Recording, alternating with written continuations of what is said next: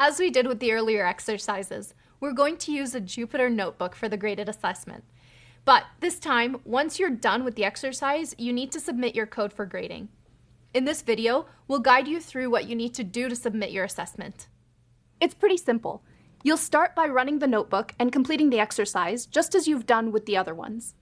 There's a bunch of stuff to fill in and detailed instructions that guide you through the process. Take your time and make sure you've filled in all the functionality that's asked for.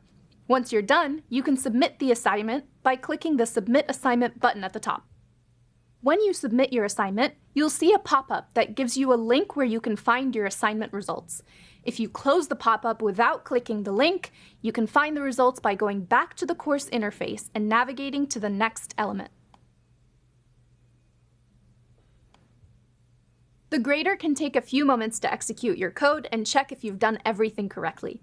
If you come to this page and it's not done grading, don't panic. Grab a snack, and by the time you come back, it'll be done. If your submission was incomplete or had some mistakes, the grader will let you know that you didn't pass. But don't worry, you can always try again.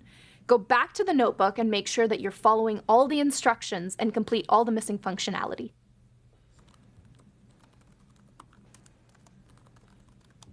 Once you're ready, you can try again by clicking the Submit Assignment button again. And that's all there is to it.